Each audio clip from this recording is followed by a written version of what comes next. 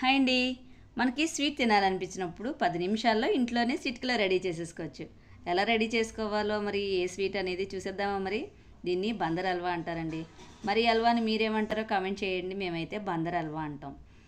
చక్కగా ఒక కళాయి తీసుకుని ఒక కప్పు పంచదారకి అరకప్పు వాటర్ వేసుకుని స్టవ్ మీద పెట్టుకుని మరిగించుకుందామండి. అది పంచదార కరిగేలోపు ఒక కప్పు కార్న్ఫ్లోర్కి 2 కప్పులు వాటర్ వేసుకుని పల్చగా కలుపుకోవాలి. ఇలాగా కలుపుకుని పంచదార కరిగిపోయింది కదండి. ఇప్పుడు ఈ కలుపుకున్న దాన్ని పంచదారలో వేసేసుకుందాం. చూసారు కదా, పంచదార వాటర్లో వేసేసుకున్నాం కదా. ఇక్కడి నుంచి కంటిన్యూగా కలుపుతూ ఉండాలండి.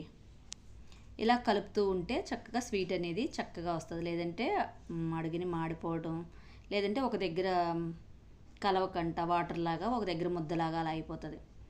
చక్కగా ఇలా కలుపుతూనే ఉంటాం కదండి. మధ్య మధ్యలో నెయ్యి వేసుకోవాలి. కనీసం అరకప్పు నెయ్యి అన్న పడుతుందండి. ఇలా కలుపుతూనే ఉండాలి.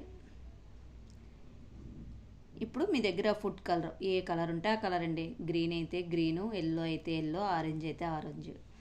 నేనైతే ఎల్లో కలర్ వేసుకున్నానండి. చక్కగా ఇది కలిసేలాగా కలుపుకుందాం. ఇలా కంటిన్యూగా కలుపుకుని మధ్య మధ్యలో నెయ్యి వేసుకుంటూ ఇలాగ పెనానికి ఇప్పుడు ఈ ముద్ద సపరేట్ అయిపోవాలి. అంత నెయ్యి వేయాలన్నమాట. అంటే అరకప్పు నెయ్యి అయితే సరిపోతుందండి. మీరు ఏ కప్పు అయితే తీసుకుంటారో ఆ కప్పుతో అరకప్పు కంపల్సరిగా నెయ్యి పడుతుంది. మీ దగ్గర జీడిపప్పు ఉందనుకోండి, జీడిపప్పు వేసుకోండి. నేనైతే గుమ్మడి గింజలు వేసుకున్నానండి. చాలా బాగుంటాయి. ఇప్పుడు వేడిగా ఉండగానే ఒక చిన్న లోతు పాత్రలోకి తీసుకోండి. లేదు అంటే ప్లేట్లోకి తీసుకోవచ్చు. అంటే పల్చగా వస్తుందని నేను చూపించడానికని ఇలా అయితే వేసుకున్నానండి. తీసుకుని చల్లారిపోయాక ప్లేట్లో అయితే వేసాను.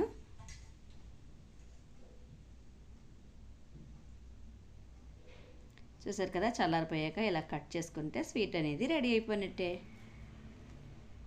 చాలా బాగుంటుందండి. చాలా సింపుల్గా ఇంట్లో తయారు చేసేసుకోవచ్చు. మీకు ఏమనిపించిందో కామెంట్ చేయండి.